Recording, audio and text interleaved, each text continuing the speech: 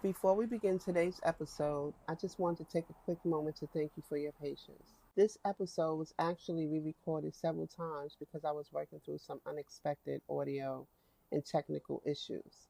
But rather than continuing to delay the conversation, I just decided to share the best version that I have today. As I continue learning and growing, the production quality will continue to improve. And I appreciate you giving me the grace to grow along the way. Now, let's have some tea. Who told you that?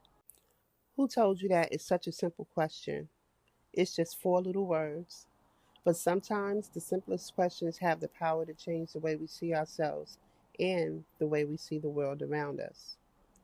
Who told you what success looks like?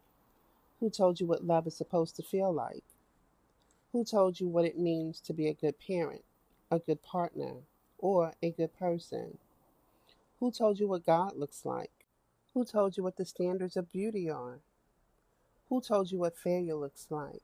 And perhaps the most important question of all, who told you who you are? From the moment we're born, we're taught what to believe, how to behave, what to value, what to fear, and sometimes even what to dream. Some of those lessons become wisdom, some become habits. Some are even stories that we tell ourselves over and over again until we stop asking whether they're true or not. Today isn't about proving anyone wrong. It isn't about rejecting everything that you've ever been taught. It's about something much deeper. It's about giving ourselves permission to ask one simple question. Who told you that? Because sometimes one honest question can open the door to an entirely new way of seeing yourself and your life. Welcome to Sweet Lies and Bitter Truths, where the lies are sweet, the truth is bitter, and the tea is always piping hot. I am your host, Akenda Laru. This podcast isn't about telling you what to believe.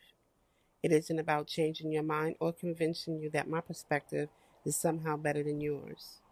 It's simply an invitation to slow down, ask better questions, and explore the stories, beliefs, and assumptions that quietly shape the way we see ourselves and the world around us. Each week, we'll take one idea that many of us have accepted without much thought, and together, we'll observe it, question it, and reflect on it. Not to judge anyone, not to shame anyone, and certainly not to tell anyone that they're wrong. My hope is simply to create a space where curiosity is welcome, where discernment is encouraged, and where honest questions become the beginning of deeper understandings. I've always believed that asking questions isn't a sign of rebellion, it's a sign of curiosity. It's how we grow, it's how we learn, and sometimes it's how we discover that the beliefs that we've been carrying aren't even ours. The sweet lie is that if we've always believed it, then it must be true. We hear things over and over again from our parents, our grandparents, our teachers, religious leaders, our communities, friends, and social media. Eventually, repetition begins to sound like certainty, and certainty can become comfortable, comfortable enough that we stop asking questions. There's something reassuring about believing that because something has always been done a certain way, then it must be the right way. We inherit traditions, opinions, expectations, and beliefs without even realizing it. Over time, they stop feeling like ideas that we've been given and start feeling like facts we've discovered for ourselves. But familiarity isn't the same as truth. Sometimes we've simply become comfortable repeating the story without even asking questions like where did it come from or whether it still reflects the person that we're becoming. Now let's talk about the bitter truth. Not every belief that you inherit belongs to you. Some beliefs were passed down through love, some were passed down through fear, some were created for survival, while others were shaped by a completely different world than the one that we live in today.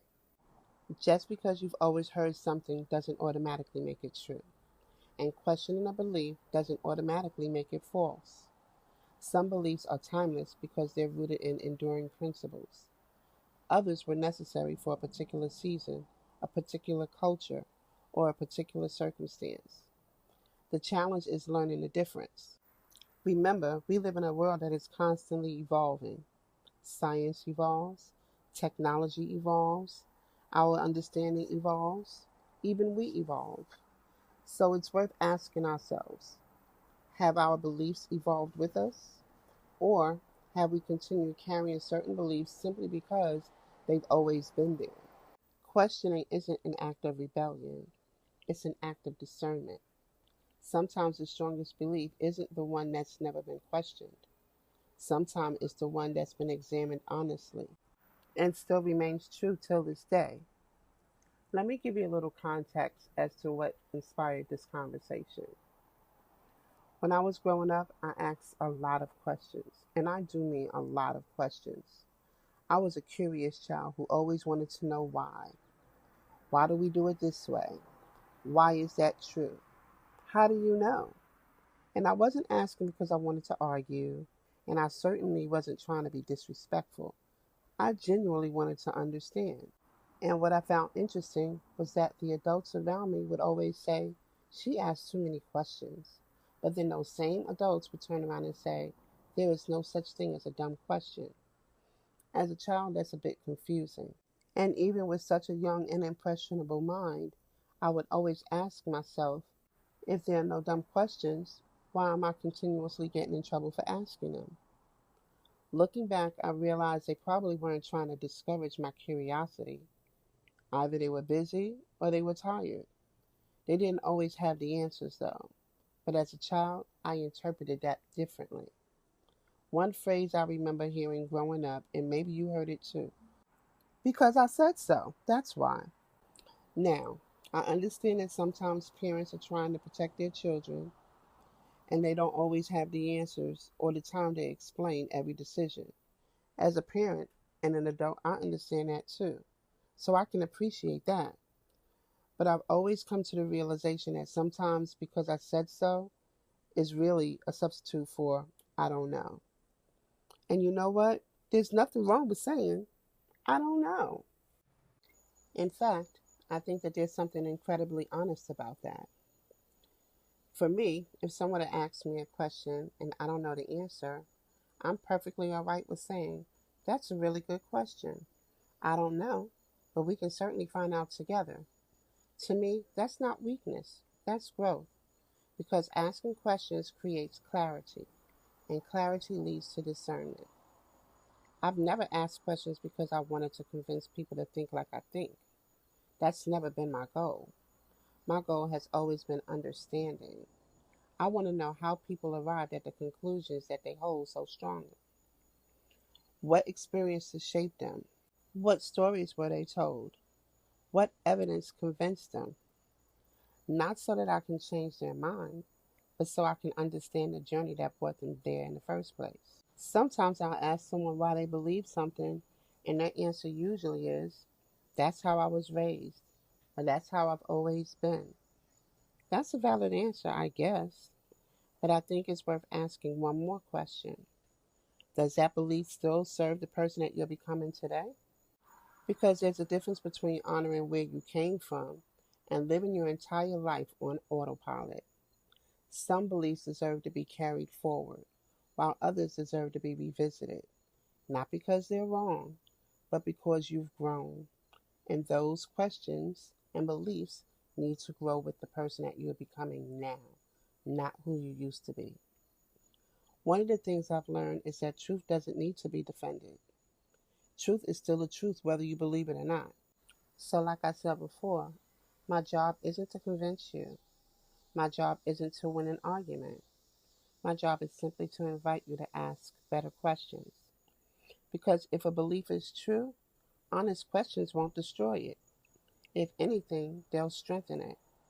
And if a belief can't survive an honest question, maybe it isn't the question that we should be afraid of.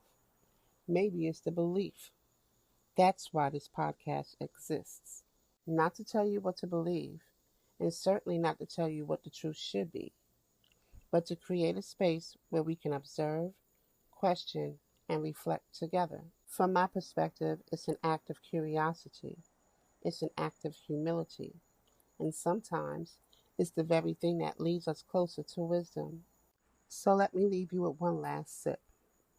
As you take a sip of your coffee or your tea today, I'd like you to think about one belief that you've carried for as long as you can remember. Where did it come from?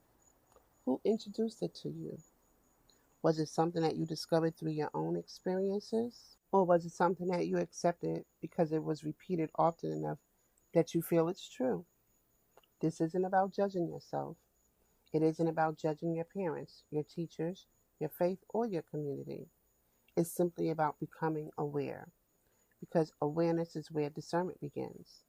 So today, ask yourself one simple question. What belief have I been carrying that never truly belonged to me in the first place? Before we part ways, I like to leave you with one final thought. Not every thought in your mind deserves a home in your heart, you know. Some thoughts were planted there by fear, some by shame, some by disappointment, some by someone else's expectations, and some simply stayed because no one ever encouraged you to question them. So this week, be gentle with yourself. Become curious. Ask better questions. Because every question you ask creates space for greater clarity. And clarity is where discernment begins. Thank you for spending this time with me. And thank you for joining me for another episode of Sweet Lies and Bitter Truths. I am your host, Akenda Laru. If today's conversation gave you something to think about, I'd love for you to continue this conversation with me. Tomorrow, I'll be sharing today's tea in a community tab. It's a simple reflection inspired by today's episode, and I love to hear your thoughts. If you've enjoyed today's conversation, please like, comment, share, and subscribe. Until next time, be patient with yourselves. Bye for now.